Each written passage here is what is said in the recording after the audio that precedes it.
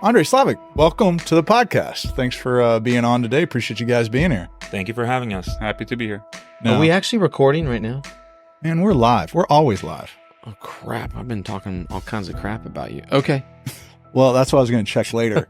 So, anyway. You got me. I got you. Well, thanks for being on. Appreciate you guys being here. How long have you guys been in auto repair? I graduated Lincoln Tech School in 2005. Okay. Started working as a technician, and we opened our first store in 2010. 2010. Now, partners, how'd this all come about? Brothers, partners. Brothers. Okay. All right. So were you both turning wrenches back in the day?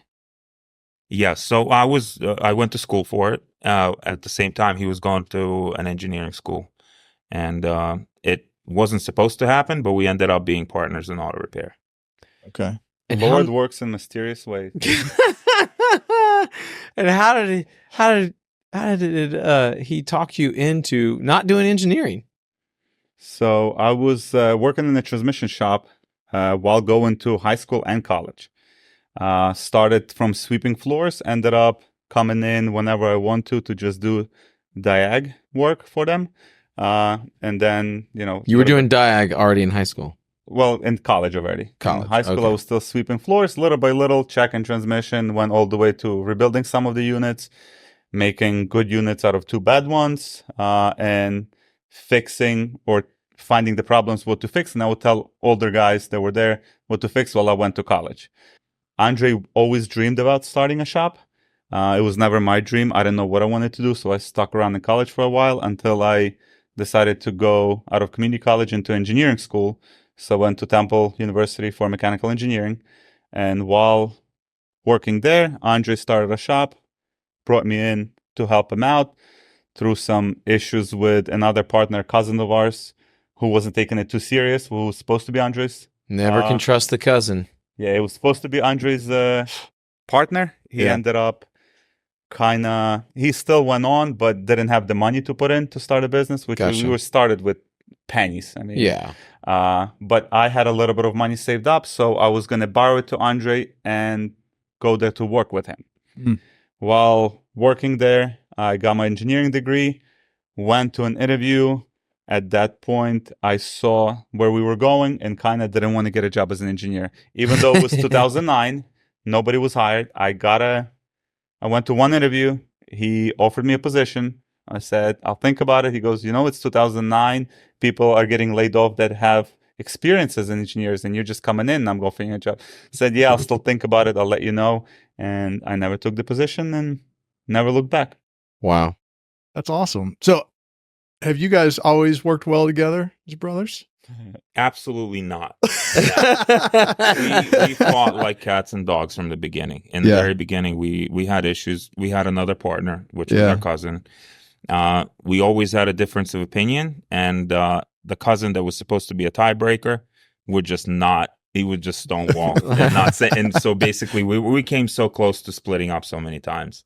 Really? If we weren't brothers and we weren't family, it would not have worked. Yeah. I mean, to the point where he wrote out what he needs because he's leaving. We're closing down the shop. We're selling everything. I just showed Aaron that at the first meeting that Aaron had here, 2017, one of the things that I put on a white big sticky note, which was one of those almost like a whiteboard, was fix a relationship with my brother. Was one of the things I put on the board. Wow. That's pretty awesome. And have you? Yeah, I think we haven't had an argument, fight in a very long time. That's awesome. I'm pretty sure we stopped right as we saw a bigger vision. I think I had to give in a little bit and realize that he became a 55, 45. So he became a 55% owner and I became 45. And I had to swallow the pill of always trying to, fight or argue your older brother, always trying to catch up. And at some point you just go, okay, well, it has to go his way and I can put an input, and it worked ever since. And do you feel like you listen to him more now that he doesn't push as hard? I mean, it's hard for me to say because I would like to say yes. But reality is, like I said, I try to be understanding and not be a tyrant in the relationship. But it was important to me when we bought our cousin out to say, hey, somebody needs to have a bigger piece, even though in the beginning somebody does have to be in charge. 40, 30, 30. There was no deciding vote unless two people came together on the decision. Now I said, hey, I want to have, at first I thought 51, but with the way we bought them out, it was 55, 45. So it's, like I said, once we saw the goal and the common goal between us, we started moving towards it. And I couldn't do it without him. I don't think he could do it without me. So, and I think big issue that non-brothers would have is, hey, I can put in all this work and somebody's going to get 10% more of it. I mean, to the point where the other companies, like the real estate company that we have, it's also 55, 45, right? And if I work a little bit harder, well, he gets 10% more of it. And unless you want better for your brother, right? If it was a regular partner, I don't think you could do it. Because that means you're going to put in so much more work, but he's going to get still 10% more than you, even though he didn't put in as much work. But if it's a brother, you don't care because you want him to do good. You want him to have better things than he already has. Doesn't matter if you get a little bit less of it, right? So we never looked at it. I never looked at it that way. I never had to worry about if he's taken the 20s out of the register or not. You know what I mean? It was never, he handles the cash with the managers. He handles the cash with the manager. He can put in whatever numbers is, because I not worried that my brother's going to steal from me, right? Yeah. So there was never a trust issue. There could be other issues that we had when we fought, but I never had a trust issue with him. So I knew that we're going to do fine, and we always lived within our needs. So I was never worried about money like two regular partners could have, especially when wives get involved and stuff like that. We never let that get in between us. Wow. I think it's a big deal that you wrote down. That was something you wanted to, solve and really restore, because that's a big deal between brothers. I mean, you saw the bigger picture of the brotherhood that was between you guys, and you wanted that to be the focus. So that's awesome. You can get rid of your wife, but your brother's there forever. That's right. Appreciate that. So, moving on. How long have you guys been in Shop Fix now? Since 2017. So ever since the first meeting. Isn't that crazy? Wow. Yeah. So how did you find them? You guys were in the 11 founding members then. Correct. Well, we don't have a sticky, but I have a founding member. Yeah. It's like founding fathers. So for everybody who doesn't know this, in the very beginning, we sold it as a course only. And it was, I think I'm going to have a meeting later, after I sold this course. And it was like a course with, I think it was $7,000 up front or 2 payments of $4,000, something like that. I don't remember the exact details. And I could only get 11 people to buy. And no one else would do it. It was only the 11 people I knew. And I get on the phone with the 12th, and the 12th was like, the 11th, I think, was Doug Rogers. And I think Doug told me, man, we should get together. And I get on the phone with the 12th, and the 12th was like, man, it'd be great if you had like a mastermind component to this and got together. And I go, well, the last guy was saying blah, blah, blah. And I think I'm going to do something in January. And he goes, well, if you do that, I'm in. Well, I get to the next one, the same thing. I'm in if you would do that. And I was like, I'm going to switch this up. So then I think I got to like the fifth or sixth one. So like number 16, 17, 18, somewhere in there. And I said, I think I'm going to do a mastermind. And I'm going to have a free course. And I flipped it around. And all of a sudden it was bam, sold. And I called the next guy, bam, sold. Called the next guy, bam, sold. And all it was the same thing said in the opposite way. Well, I think we were one of those people because I never gave you the 7,000. I should have told him. So then you weren't a founding member. We are a founding member because we were here at the first meeting where it was only around 20 people upstairs in the Drury. Yep. First ever meeting. First meeting was January of 17. Yes. Second meeting was April of 17. So January 17 is where I wrote that out that I showed you a picture today. Yep. We were one of the only ones who you never offered the course, but you called us in and said, hey, I'm having a meeting. We said, okay, we're coming. Oh, maybe I made an exception for you. Yeah. Look, he's like, that's because we were immigrants. Yeah. We're poor immigrants. Oh my gosh. Nice. That's hilarious. Wow. No, but that. So yeah, I've known these guys a long time. Yeah. But clearly. but yeah, they've been in Shop Fix since January of 17. So that would be this January would be 8 years. No, wait, 18, 19, 20, 21, 22, 23, 24, 25 would be 8. Yeah, Shop Fix will be 8 years old. No in 3 regrets. months. That's crazy. Yes. Guys, we're getting old. It's flying by. I have a video from sitting in your living room that after that meeting. Oh yeah. When I And brought everybody back somebody to the was saying house. that it's a horrible quality. I'm like, dude, it's 2017. It Yeah. wasn't good quality. Yeah. Yeah, And I was the one recording it and going on Facebook Live on the second meeting. that's awesome. Yeah, it's Wow. like At the I'm a long at the way. barn house.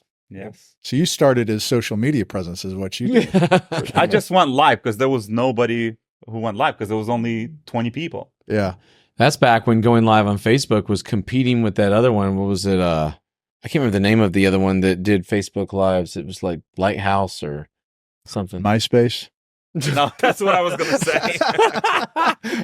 there was something out there. It wasn't Telegram that would let you do lives. It was the first thing, and then Facebook copied it and offered it. I don't remember. They what probably it was just called. bought them. It's something similar to Twitch, but I remember what it was. Yeah, Yeah. that you could go live. And it was the only thing that was doing it, and then Facebook copied it, which basically put them out of business at that point. But Yeah. so we all started coming in. So tell everybody what kind of operation you had back then before we talk about what you have now. What was it like back then? So when we were already in our new building because we started in a small off the beaten path shop. It was also 5 bays, so the size wasn't the issue. But we moved in 2013. We moved to a shop on the main road, a relatively main road, and so we were there.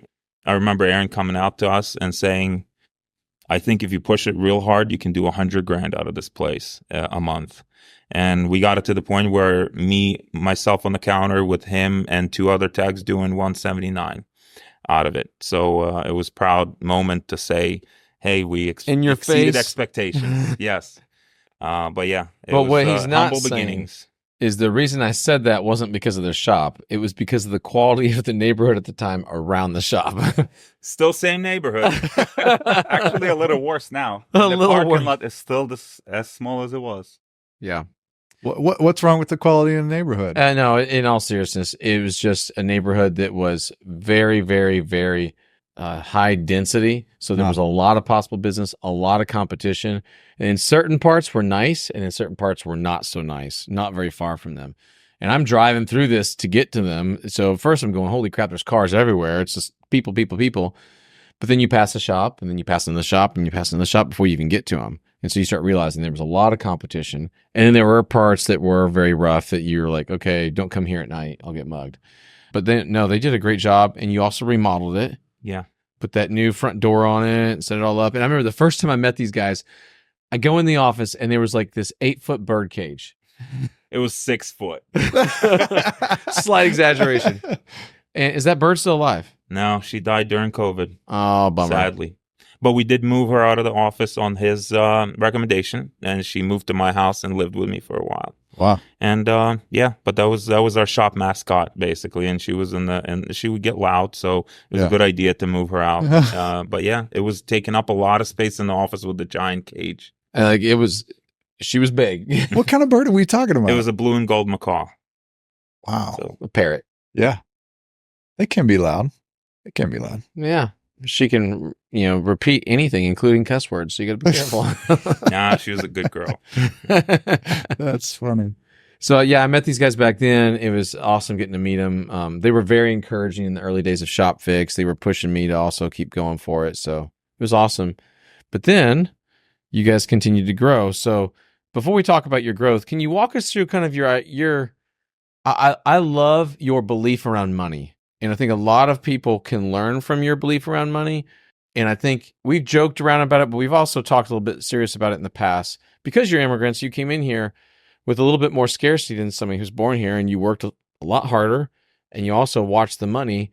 I don't know that a lot of Americans really pay attention to it the same way. So can you walk everybody through kind of how you how you handled being in debt and what you did about it, how you saved to buy things, how you guys decided to operate, even though you started making some decent money out of that store? Well, I think just like everybody, when you first start off, you have to be with the not having enough money to just buy everything. You have to be creative.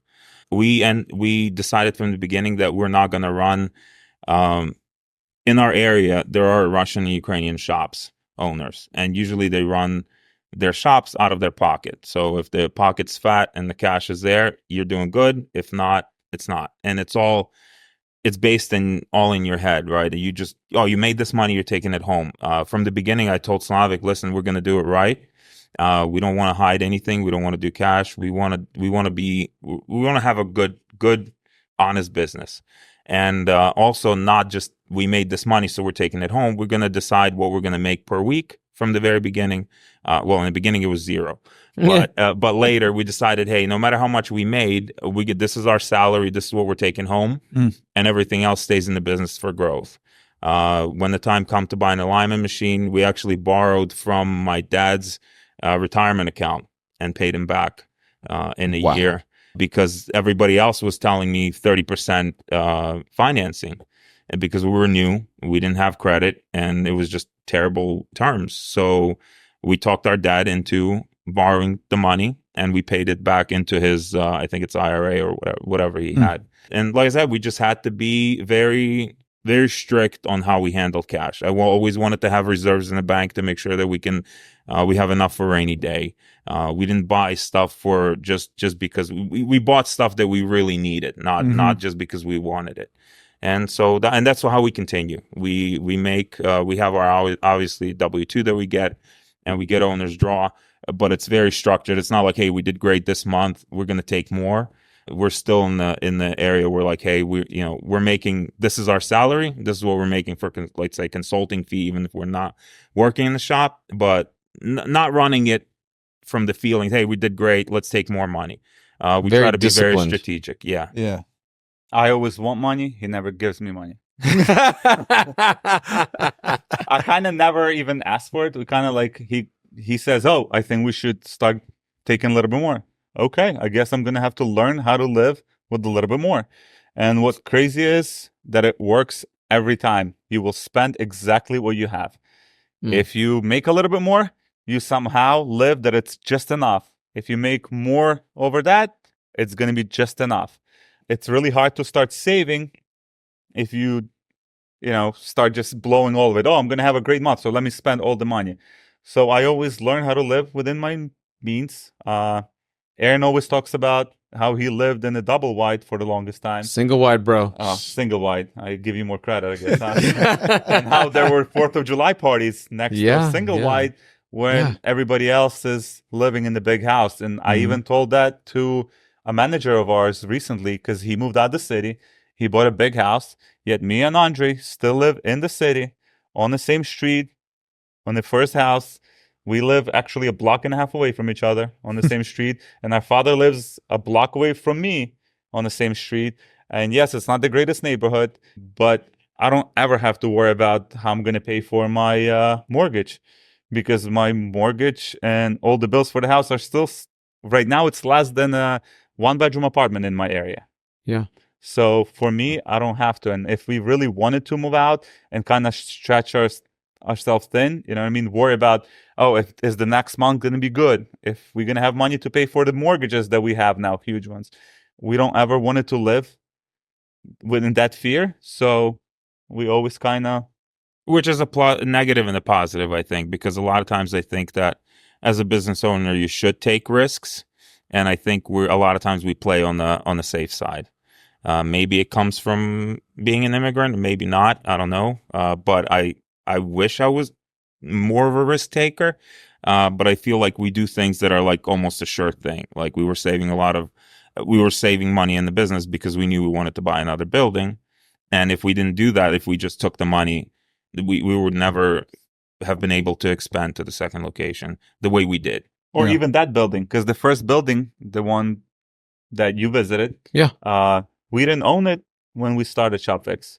And one of the things I wanted to put on the board, when I put on the board on that first meeting, was to buy the building. That was the business goal. And that was one of the easiest goals out of all of them, even though at that time it seemed to be one of the hardest goals. It happened that same year. We bought it. We bought it in 2017. So wow. And so tell us about, how did you financially do the second location? Second location we paid cash for. Wow. This building is completely paid off. Remodeling everything we paid cash. So there's no debt on the second location. And the second location pays you rent to your real estate company? Correct. $15,000 a month. $15,000 a month. That's nice. We don't see any of it. Believe it or not, we do not take a penny out of the real estate company. No, that's awesome though, That's because you're great. saving for a For better another day. Not you're a Only better the day. In the paranoid future. survive, right? There you go. And so on your second location, is it done as good as your first location? I'm bad at boasting about myself, but I think we have probably the best looking and the best equipped shop in Philadelphia for sure. It was built from scratch. Slavik was working on it for a year when we bought it, so he was like he left our working as a technician in that first store and went to just remodel and deal with contractors and all that. So this was a building that was built from absolute scratch. It would probably be easier to build a brand new one than what we did, because we had lifts that were leaking into the ground. We had to do soil remediation. We had to go through all the. So it was a shop. It was an RV shop that wasn't set up for cars. It was 6 bays and 6 RVs could pull in on both sides. We had to take the 65,000 pounds lift out of the ground, do the soil remediation, get it okay from the government to close the floors because the soil was fine now, and then start from basically grinding the floors, washing the walls. The offices are 2 stories in the front, so we had to rip it down, new studs, new everything, new layout, new engineering, because the floors were just built really terribly. And so he basically built it from scratch. And did you get it for a deal because of the soil issue? Oh yeah, because if you make a cash offer, they were asking over $1 million for the building. They said when we came to negotiations, they said we want at least $750,000. I offered them $300 cash, no contingencies, 10-day close, and they said no, it needs to have a 4 in the beginning of the offer. And I said on that phone call, I said okay, I can do 4. No contingencies, 10 days closing. And the bank came back with $450. I said, no, I'll stick with 4. And we were able to get it for $400,000. Wow. Well, it sounds like, I mean, it's really a testament for doing things with discipline. That's the hard way, but it's the right way. And it's allowed you to do these kind of things. I mean, sometimes when things are undisciplined and, they're hard, some people take the short way out, and you guys have really put in a lot of the effort to do the right things to structure it so you're able to do that. Yeah, put you in good position. Aaron told us that on multiple calls that luck is where preparation meets opportunity, and we knew we had a bunch of cash in the bank. I had no idea. We were waiting. We were waiting for that opportunity and for the right thing to pop up. And one day I was just scrolling LoopNet. And wasn't really looking for a second location because we weren't ready, but I was scrolling and I saw something in the area that I was considering it was a great area. And the sticker was out completely. I was never going to be able to afford that much what they were listing for. It was over 2 million, 2.3 million or something like that they listed together with the business. Wow. And Andrew's like, oh, look, this is a really cool location, but look at the money, how much they want for it. And I think I said, let's just start looking at stuff. Let's just go look at it, not even thinking about buying it, just look at it. He was bored. He was on LoopNet, and we looked at it, and they go, well, this part is already sold because it was 2 parcels together, and we don't know what he wants really for the business because he's still in there. He hasn't paid taxes on it in 3 years. The bank had to pay the taxes at sheriff's sale 3 years in a row for not to lose the building, in order not to lose the building. So when we talked to a guy, we realized that there's also no business behind it. So we would have to deal with the bank on this property and get him out of there. And that's when Andrew goes, that's why I knew the lowball offer. Plus, Chris Voss helped out. Because when one of the meetings that we came, Chris Voss said, you have to, for your first offer, has to be a hell no. And that's why I hit him with 300. You anchored him low. Yeah. And then they realized that the other parcel that was next door was going through environmental. And it was like 6 months into it, and they still didn't have an agreement or clear from the bank to buy. I said, you don't need to deal with this. I'm just going to give you cash, and we're going to take care of everything after we buy it. and that's what gave us the opportunity to buy. But it was a gamble. You could have $200,000 environmental, or it could be 10,000. Well, for us, it came out 12. All we spent was about $12,000 in environmental. I ended up buying a truck with a trailer, and we bought a Bobcat, and we did everything right, but we moved some of the dirt ourselves. I had to find a dump that accepted that kind of dirt with that kind of containment. Yeah. And well, what's interesting to me is you guys are saying you don't take risk, but yet you did take risk. You took calculated risk. Calculated, correct. Now, quick word from our sponsors. There's that moment after every job where you hand the customer the keys and they extend their hand for that handshake for a job well done. There's just nothing better than that. But those interactions don't happen if you don't reach out first. Upswell specializes in outreach for repair shops. At Upswell, you get a dedicated marketing consultant skilled in auto repair strategies to help you identify your ideal customer and create a campaign that hits the mark with perfect targeting, eye-catching design, and a compelling message to fuel your growth and get you more of those handshakes. Upswell handles it all. They even offer a free marketing assessment and 10% off your first campaign for all new customers. Get more customer handshakes, get more customers in the door, and get yourself an upswell of new business. Visit them online at upswellmarketing.com. Again, that's upswellmarketing.com. And now back to the episode. So if I was to really wrap my head around this, do y'all have a system? Okay, if the shop makes 30 grand in a month, do you say we're going to pay you 10, and we're going to save 30% for the business? Or is there a formula or... There's no formula. No. Instead, you just set your salary at a number. That's it. Don't matter how much you do.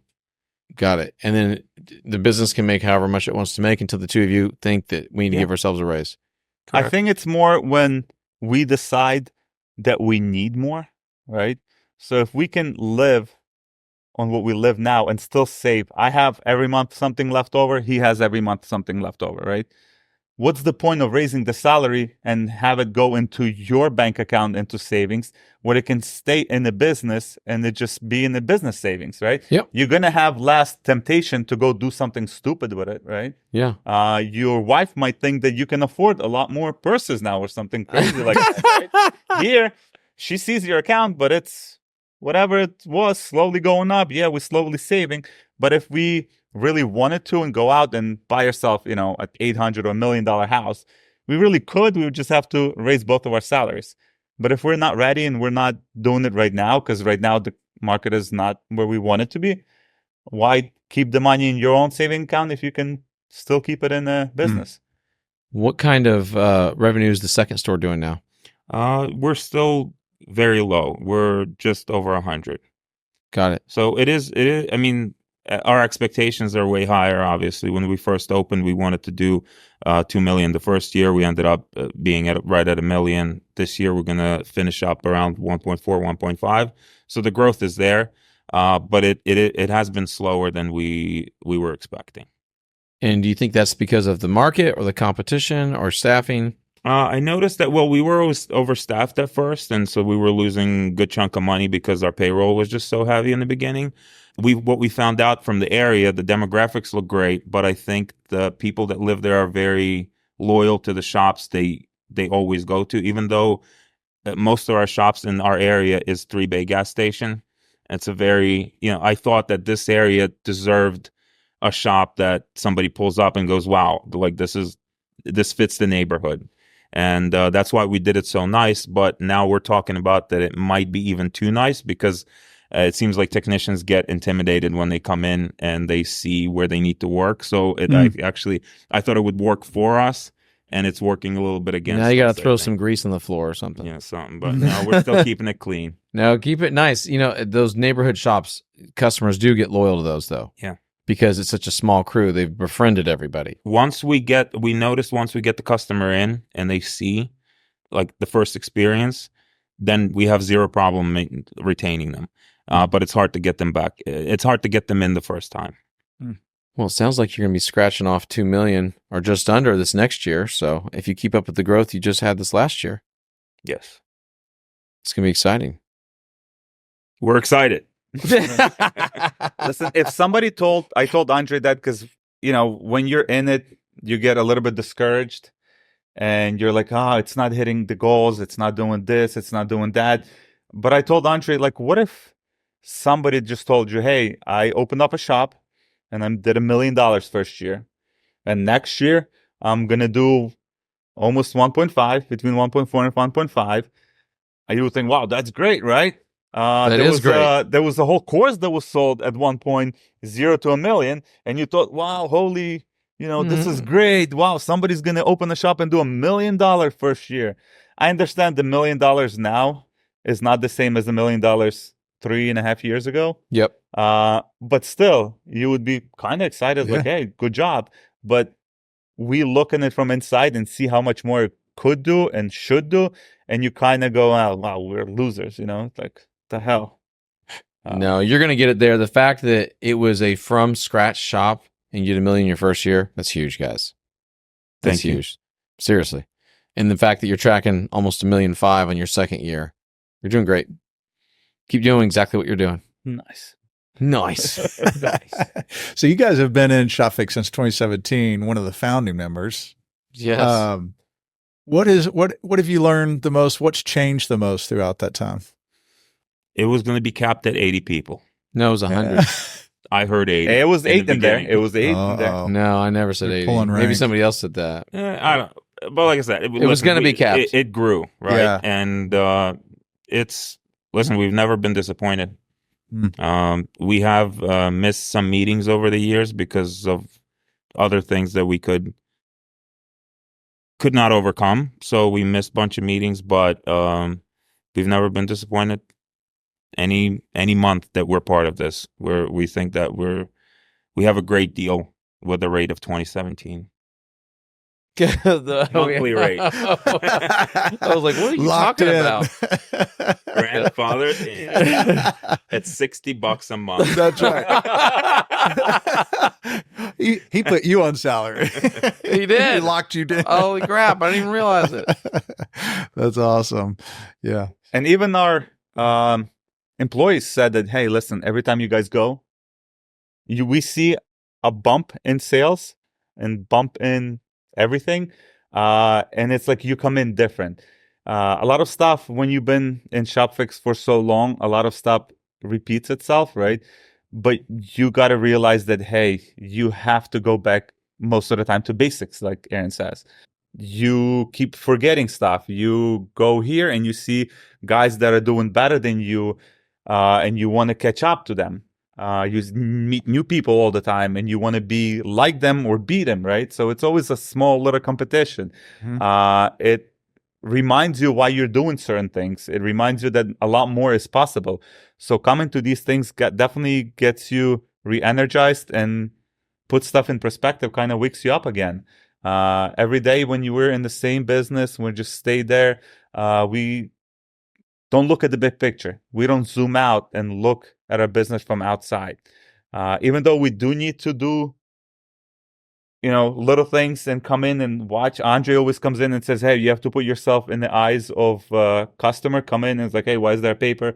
Why wasn't toilet paper refilled? Why is the mirror dirty and stuff like that? But you also have to come in and look at it from outside. And I think coming in here puts that perspective on it from, 3 miles out, looking at your business. Well, I think you also get, you guys being at 8 years, there's a sense of maturity that there's some cyclical stuff as you learn, you apply, there's certain things that kind of go in and it makes sense and you use it and you do it. And then you kind of start to resurface again. 8 years is not that long of a time, but there's a lot that happens in 8 years. So, the maturity of it and going through it again and getting into the cycle of it, there's a lot there. Well, I think about 3 years into it, I was, and I told everybody that, I think the biggest thing ShopFix gave me is it saved me from a lot of bad decisions. There are places in our town that have auto repair shops for sale. And I was able to look at the numbers, look at the demographics and go, you can give this thing to me for free to run because you know how hard it's going to be to make it profitable. When we first opened, we had no idea, right? You're completely green. You're charging so little. That's why you're not making any money, and you just don't know what you don't know. What ShopFix did for us is to show you where to look, where it's a good deal or a bad deal. And I think that's why I was able to stay away from doing stupid stuff and buying, let's say, a 3-bay gas station and then try to make it work in our area. I know it can be done, but it's how much effort you put in for the reward. And that's what I think ShopFix saved me from a lot of bad decisions. Mm. And being in it for so long, we also got to see the progression of ShopFix, and we got to first spend a lot of time with Aaron. Then they would bring in a lot of outside guests, from Chris Voss to, Burnoff and everybody else. And now it's a lot of guys who've grown in ShopFix, or guys who joined ShopFix who are huge shops who are making, $400,000 or $500,000 a month. And you get, since we've been there from the beginning, we get to experience all of that. And every time you have to make a decision, you can go back to, hey, like he said about 3Bay, would Greg Sands buy that location? Well, hell no, he would never even look at it, because he says, I want the low-hanging fruit. You go fight for the stuff up top. That's what's being here for that long. We got to see all of that, and little by little, you keep remembering. Every time a situation comes up, you might think that you don't remember it, but something pings in your head, and you go, oh yeah, but would he do it? Would he do it? What did he say about it? So stuff always comes back. Yeah, it sinks in and makes a difference. That perspective's a big deal. I mean, you have a lot to offer your peers and those around you, that history and the perspective of it sinking in. Yeah, I was talking to a coach earlier, and I said, you're not just here to help grow their shop, you're also here to help them not grow into a bad decision. And it's just like you were saying a second ago. I mean, you can have 3 shops crushing it, making $1 million a year, loving life, making even $1.5 million a year, and open the 4th one, and it all come crashing down because you chose the wrong location. And so I tell our coaches all the time, you're not just here to grow a client. You're also here to protect them from themselves. And sometimes we're just insurance, and we're not actually contributing to their bottom line, but we are contributing to holding back their liabilities. And we got to know that in some cases, we're helping grow somebody's revenue and grow their profits. In some cases, we're just helping them keep out of debt. You never know. But the point is, it's a positive. It's a net positive no matter what. And that's got to be the goal. Because there are times when we're just focusing on refining our business. We're not really growing it. We're just getting all the mud out of the way, cleaning things up, tightening things up, really getting it to perform at a higher level. But then there's times that it's just about revenue, and you got to just crank it. And it's going to be a little bit sloppy, and you got to do that for 6 to 12 months and get that thing to that next level so you can make your rent, so you can get your payroll covered, et cetera. And then you refine it. And so I think in those seasons and in those times, it's important to people to identify them and understand, why am I learning this? What is the purpose of this? Where am I going to go with this? Would you say that from here going forward, would you only open a 3rd store if you could pay cash, or would you borrow money for a 3rd store? No, we're not opposed to borrowing. We could borrow against our current building because it got appraised for $1.2 million replacement value. I think the real value is about 2.5. So we have a lot of options really. We can either sell it to a REIT, or there's a lot of things, but we're not opposed to borrowing money. It's just as long as it's a smart decision. We can also use cash, though. He's hiding. Yes. The cash he's hiding. We cannot use that. But we still have, it's not like we're in a bad position. We still have, we have cash to open another location, right? But it just has to be a right location. And there's no point of opening a 3rd one until you have the 2nd one really dialed in. Amen. We realized how much work it is to open a 2nd location. From scratch. Because it is from scratch. Because we brought in all new people that you're trying to mold into a certain culture that you had at the first location, without realizing what I realize now. At the old location, we brought one person at a time, and they had to fit into our, culture. Yeah. Over here, we're starting from scratch and bringing a whole bunch of people who never been to our culture, who all pulling different ways. It's like trying to herd cats. Yes. But the beauty is now at 2 stores, when you go to open your 3rd, you overstaff each one with 2 extra people. And then you take those 2 extra people, that's 4. They've been hanging out at your other 2 stores. And then maybe you pull one person from each store. That's part of your core. And at that point, not some of your core performers, but maybe they're like the second in charge or whatever, and they get their chance to run a store. And now you're bringing over a group of 6 people.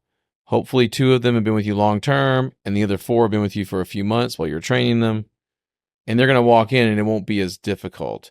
You'll have a lot more resources behind you having those 2 stores to support. Yeah, we were in a danger zone for a year because we were very lightly staffed. We had 1 person at each store, and we had some technicians in the back. If somebody's out, you have to step in. So we were, if something happens, you lose 1 person. So we lived in that danger zone for a year. And even if we didn't have enough sales, we had to hire the other person for the front of the office. What about now? Too.